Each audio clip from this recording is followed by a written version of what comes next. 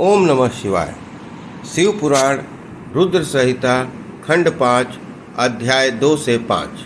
तारक पुत्रों के प्रभाव से संतप्त हुए देवों की ब्रह्मा के पास करुण पुकार। तारक पुत्रों के प्रभाव से संतप्त हुए देवों की ब्रह्मा के पास जाकर करुण पुकार। ब्रह्मा का उन्हें शिव के पास भेजना, शिव की आज्ञा से देवों का विष्णु की शरण में जाना और विष्णु का उन दैत्यों को मोहित करके उन्हें आचार भ्रष्ट करना। शरद कुमार जी कहते हैं, महर्षि, तदंतर तारक पुत्रों के प्रभाव से दग्ध हुए इंद्र आदि सभी देवता दुखी हो परस्पर सलाह करके ब्रह्मा जी के शरण में गए। वहां संपूर्ण देवताओं ने दीन होकर प्रेम पूर्वक पितामह को प्रणाम किया और अवसर देखकर उनसे अपना दुखड़ा सुनाते हुए कहा। देवता बोले, धातः त्रिपुरों के स्वामी तारक पुत्रों ने तथा मयासुर ने समस्त स्वर्गवासियों को संतप्त कर दिया है। ब्रह्मन, इसलिए हम लोग दुखी होकर आपके शरण में आए हैं। आप उनके वध का कोई उपाय कीजिए जिससे हम लोग सुख से रह सके। ब्रह्मा जी ने कहा, देवगणों, तुम्हें उन दानवों से विशेष भय नहीं करना चाहिए। मैं उनके वध का उपाय बताता हूँ। भगवान शिव तुम्हारा कल्याण करेंगे। मैंने ही उन दैत्यों को बढ़ाया है, अतः मेरे हाथ में उनका वध होना उचित नहीं। साथ ही त्रिपुर में इनका पुण्य भी वृद्धिगत होता रहेगा। अतः इंद्र सहित सभी देवता शिव जी से प्रार्थना करें। वे सर्वाधीश यदि प्रसन्न हो जाएं तो वे ही तुम लोगों का कार्य पूर्ण करेंगे। सनत कुमार जी कहते हैं, व्यास जी, ब्रह्मा जी की यह वाणी सुनकर इंद्र सहित सभी देवता दुखी हो उस स्थान पर गए जहाँ वृषभध्वज शिवासीन थे। तब उन सब ने अंजलि बांधकर देवेश्वर शिव को भक्ति पूर्वक प्रणाम किया और कंधा झुकाकर लोगों के कल्याण करता शंकर का स्तवन किया। उन्हें इस प्रकार नाना प्रकार के दिव्य स्तोत्रों द्वारा शूलधारी परमेश्वर की स्तुति करके सर्वार्थ साधन से निपुण इंद्र आदि देवताओं ने दीन भाव से कंधा झुकाते हुए हाथ जोड़कर प्रस्तुत स्वार्थ को निवेदन करना आरंभ किया। देवताओं ने कहा, महादेव, तारक के पुत्र तीनों भाइयों से मिलकर इंद्र सहित समस्त देवताओं को परास्त कर दिया है। भगवान, उन्होंने त्रिलोक को तथा मुनीश्वरों को अपने अधीन कर लिया है और संपूर्ण सिद्ध स्थानों को नष्ट भ्रष्ट करके सारे जगत को उत्पीड़न कर रखा है। वे दारुण दैत्य समस्त यज्ञ भावकों को स्वयं ग्रहण करते हैं। उन्होंने ऋषि धर्म का निवारण करके अधर्म का विस्तार कर रखा है। शंकर निश्चय ही वे तारक पुत्र समस्त ब्राह्मणों के लिए अवध्य हैं, इसलिए वे शिक्षा अनुसार सभी कार्य करते रहते हैं। प्रभो, ये त्रिपुर निवासी दारुण दैत्य जब तक जगत का विनाश न कर डालें, उसके पहले ही आप किसी ऐसे नीति का विधान करें जिससे इसकी रक्षा हो सके। सनत कुमार जी कहते हैं, मुने यो भाषण करते हुए उन स्वर्गवासी इंद्रादि देवताओं की बात सुनकर शिव जी उत्तर देते हुए बोले।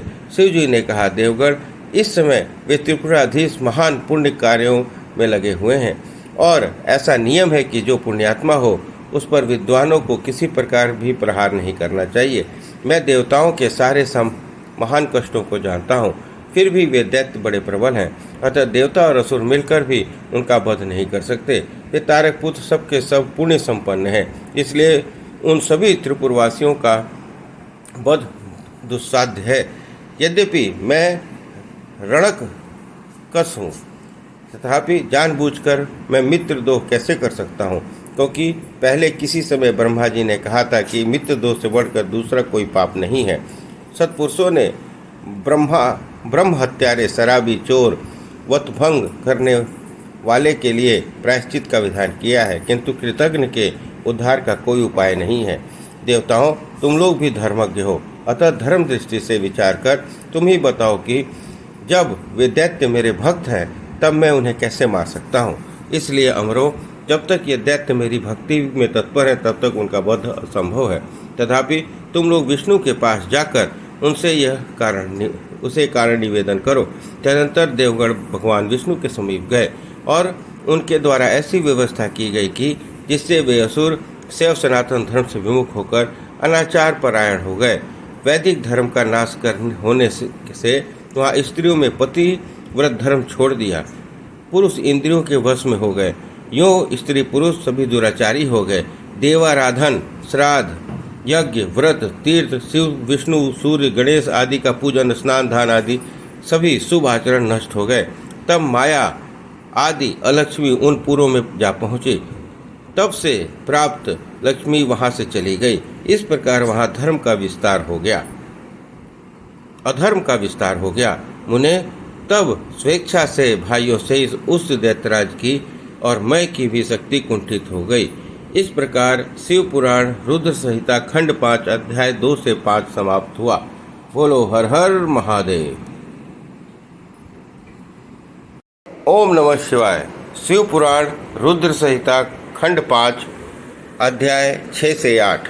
देवों का शिव जी के पास जाकर उनका स्तवन करना। देवों का शिव जी के पास जाकर उनका स्तवन करना। शिव जी के त्रिपुर वध के लिए उद्धित न होने पर ब्रह्मा और विष्णु का उन्हें समझाना। विष्णु के बतलाए हुए शिव मंत्र का देवों द्वारा तथा विष्णु द्वारा जप। शिव जी की प्रसन्नता और उनके लिए विश्वकर्मा द्वारा सर्वदेवमय रथ का निर्माण।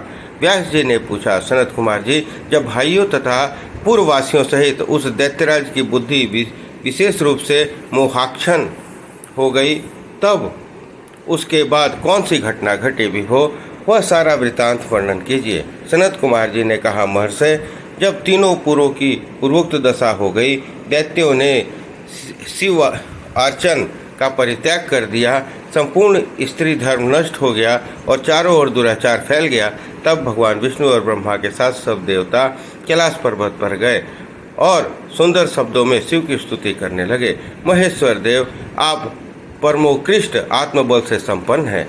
आप ही सृष्टि के कर्ता, ब्रह्मा, पालक विष्णु और संहर्ता रुद्र है। पर ब्रह्म स्वरूप आपको नमस्कार है। यूँ महादेव जी का स्तवन करके देवों ने उन्हें साष्टांग प्रणाम किया।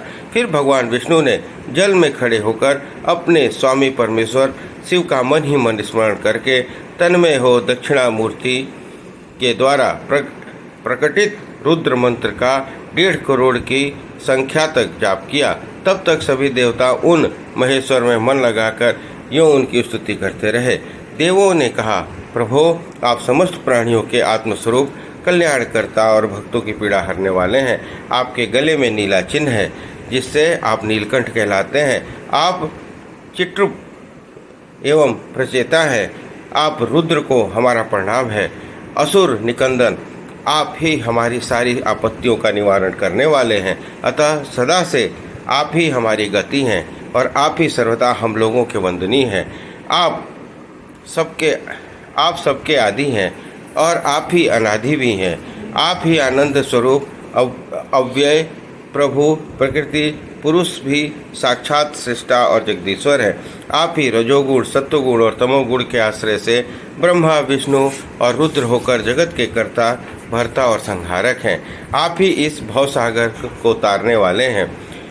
आप समस्त प्राणियों के स्वामी, अविनाशी, वरदाता, वांगमय स्वरूप, वेद प्रतिपाद्य तथा वाचकता से रहित हैं। योग वेता योगी, आप इंसास से मुक्ति की याचना करते हैं। आप योगियों के हृदय कमल की कर्णिका पर विराजमान रहते हैं। वेद और संत जन कहते हैं कि आप परब्रह्म स्वरूप, तत्व स्वरूप, तेजो राशि और परात्पर हैं। आप सर्वव्यापी, सर्वात्मा और त्रिलोक की अधिपति हैं। भव, इस जगत में जिसे परमात्मा कहा जाता है, वह आप ही हैं। जगत गुरु, इस जगत में जिसे देखने, सुनने, स्तवन करने तथा जानने योग्य बताया जाता है और जो अणु से भी सूक्ष्म तथा महान से भी महान है, वह आप ही हैं। आप चारों ओर हाथ, पैर, नेत्र, सिर, मुख, कान और नाक वाले हैं। अतः आपको चारों ओर से नमस्कार है। सर्वव्यापिन, आप सर्वज्ञ, सर्वेश्वर, अनावृत विश्वरूप है। आप विरूपेक्षाक्ष को सब ओर से अभिवादन है। आप सर्वेश्वर, भावाध्यक्ष, सत्यमय, कल्याणकर्ता, अनुपमेय और करोड़ों सूर्यों के समान प्रभावशाली है। आपको हम चारों ओर से दंडवत प्रणाम करते हैं।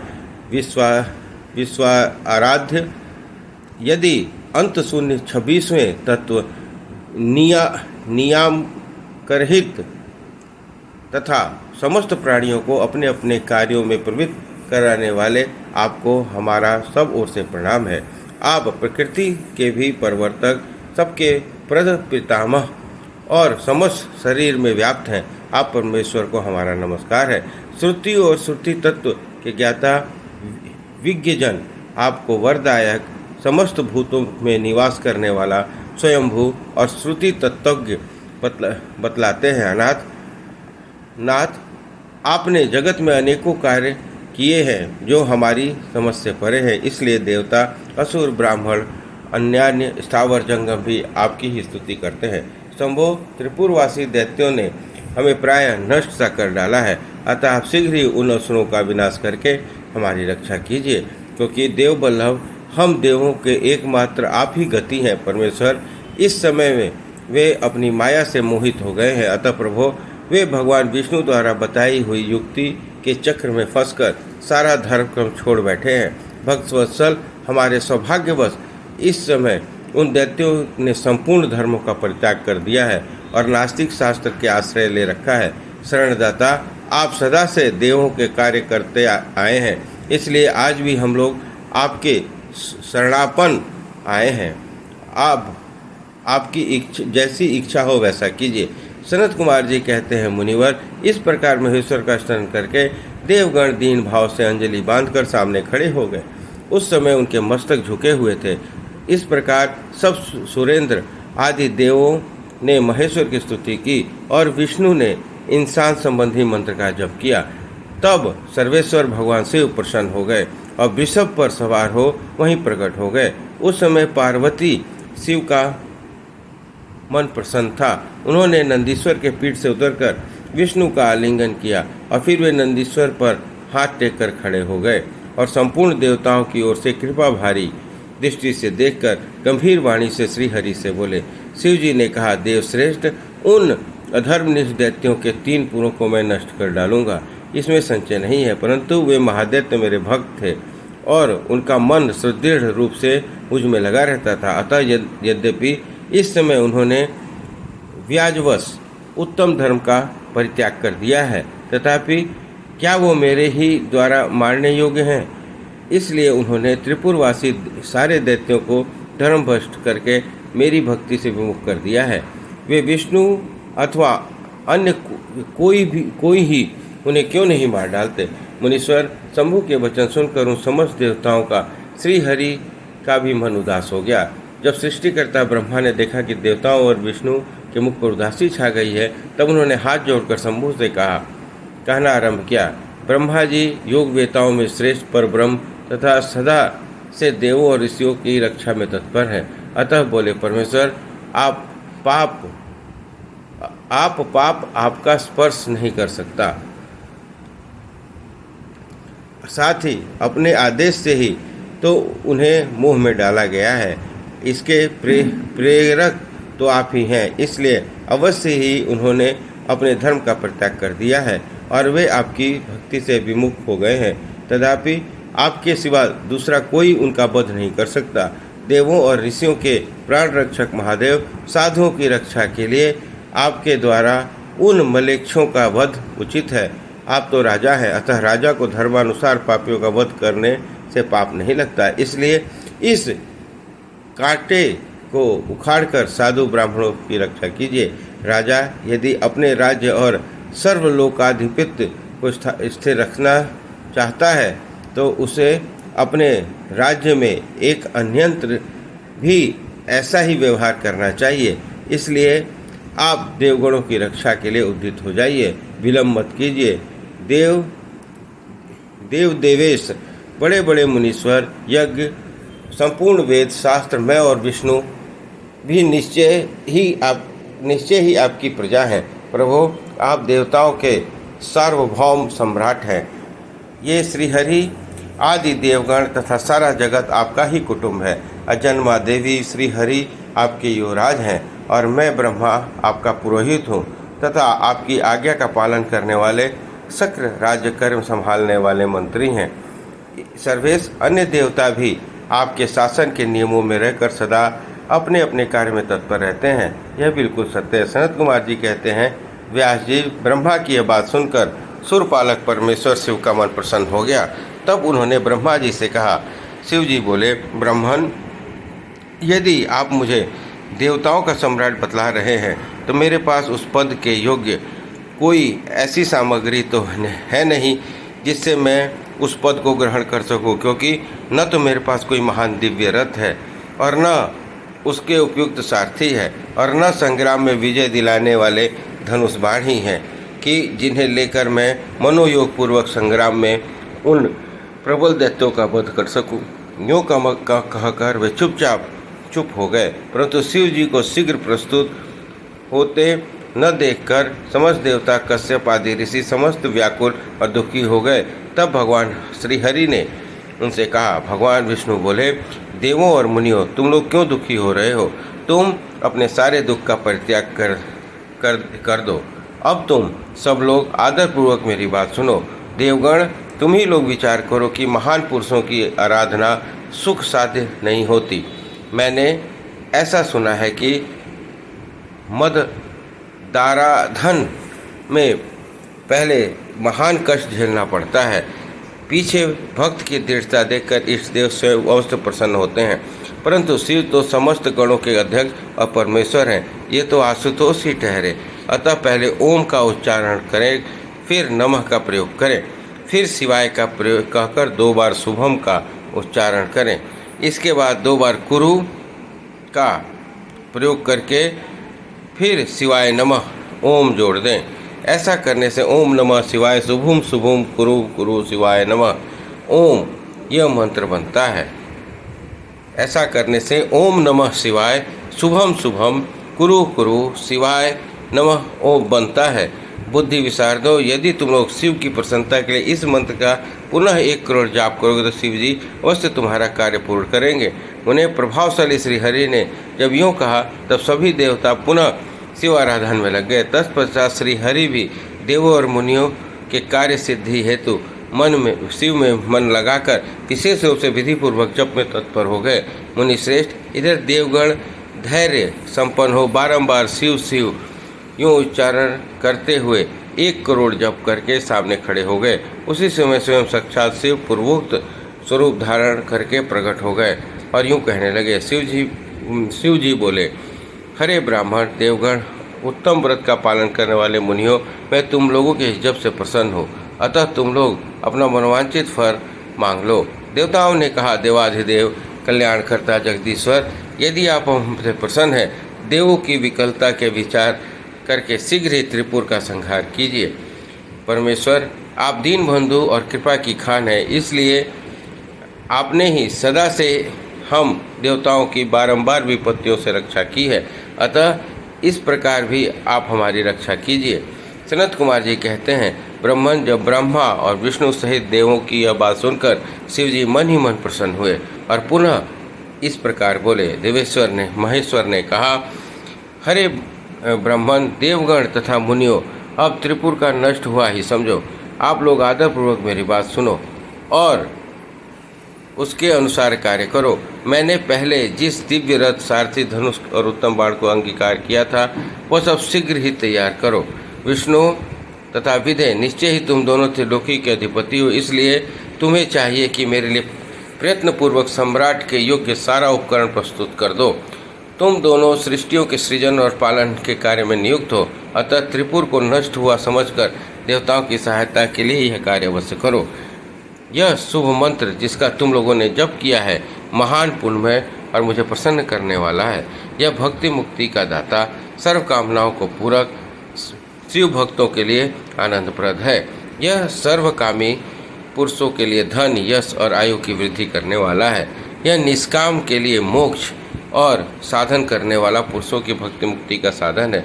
जो मनुष्य पवित्र होकर सदा इस मंत्र का कीर्तन करता है या सुनता है या दूसरों को सुनाता है, उसकी सारी अभिलाषाएं पूर्ण हो जाती हैं। सनत कुमार जी कहते हैं, मुने, परमात्मा शिव की ये बात सुनकर सभी देवता प्रसन्न हो गए और ब्रह्मा तथा विष्णु को तो विशेष आनंद प्राप्त हुआ।